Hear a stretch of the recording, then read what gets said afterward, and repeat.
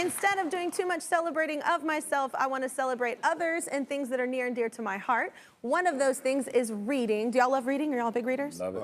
I do too. The escapism alone. So you may remember I started a reading initiative this year. This idea is so simple, y'all. Strangers recommend books to other strangers. It could be someone at a coffee shop, a park, even online. We call it Stranger Reads. Stranger Reads. You better sing. 80s chick, Jessie.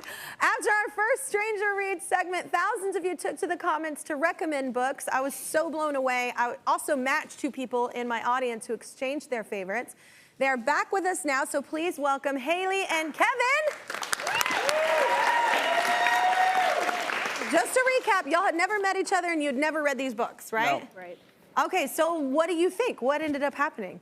Yeah, so Kevin gave me one of his favorite books, Less by Andrew Sean Greer, and I normally don't read books like this. I read a lot of fantasy and female-centered stories, but this is about a gay man who travels the world and goes on this journey of self-discovery, and I was pleasantly surprised. I really loved this book. I really related to the message that not anyone in life has a set path, and there's always time to discover yourself and establish yourself. And it was just so comforting to be reassured that I don't need to always know what I want to do in life and that I don't need to take life so seriously all the time. And I feel like I read it at the perfect time. And Kevin just told me that there's a sequel coming out, and I'm really excited to get to read that soon. So. Oh, that's awesome.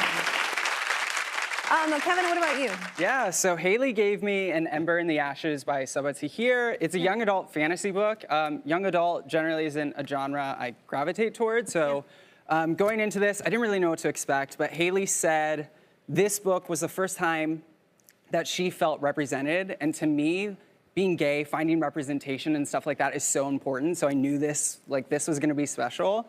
And I ended up loving it and relating to all these characters, and it's like set in this world where people are fighting against oppression and they're trying to understand what it means to be free. And I think that's something we can all relate to. We all have our own fights, and they're all fighting towards love, which to me is the most important thing. The goal, yeah. Yeah, and so I took so many notes while I was reading it, and then it ends on a cliffhanger, so I was like, well, I have to figure out what the heck happens next. Yeah. So there's 4 books total, and I just went out and bought all 3 because I was like, I'm gonna love it anyway, and yeah, thank you. What I love about Stranger Reads is that it's not just about reading, it's about connection. And it just so happens that the author of An Ember in the Ashes caught our episode and reached out. So she's actually here. Please welcome Sabaa Tahir.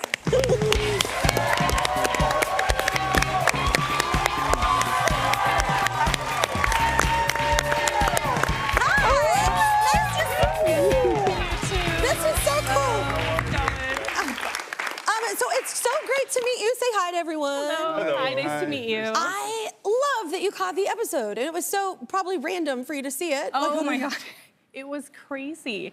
I saw it and I was like, is she holding an ember in the ashes?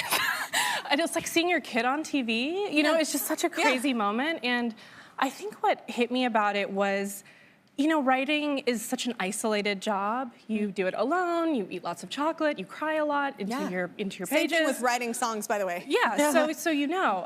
And so to know that the book is out in the world and people are reading it, it's such a wonderful feeling. And with what Hayley said, especially Hayley, when you said that you felt seen by the book and you felt represented by the book, that is why I wrote the book. That was the goal. That was the goal.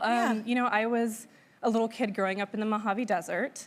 I, you know, read tons of fantasy, like, you know, 700-page book in one hand, chocolate bar in the other. Yeah. And during that whole time, I didn't really see myself in books, right? Like it was the 80s, right? It was the 80s and 90s of fantasy, so it was big hair, biceps, and very Eurocentric, you know, very, very male. And when I wrote Ember, I was like, I want a brown girl to be front and center in this book, on the cover, in the narrative, like that's what it was all about for me. That's so cool. I love that it ended up like happening exactly why you wrote it. It's what affected an individual.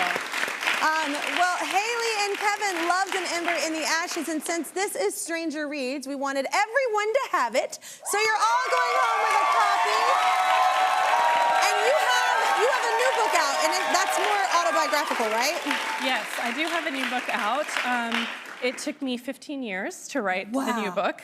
It was a book that required like a lot of reflection and self-love because it was more autobiographical. Yeah.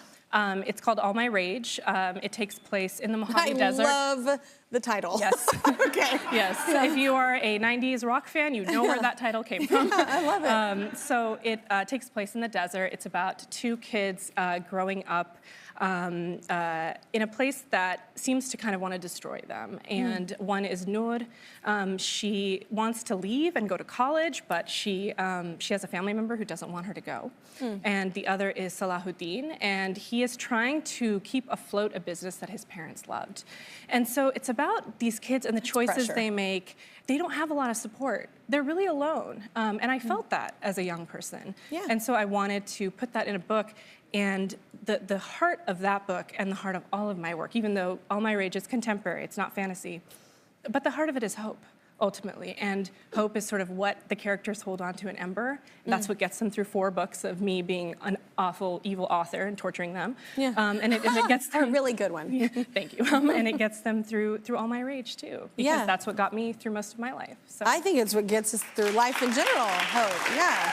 Because it, you know, kind of does this. Yes. Well, thank you so much for coming on. This was really special. So I'm glad that you saw the show, and I'm glad that this happened. And I'm glad y'all love the book. Thank you guys.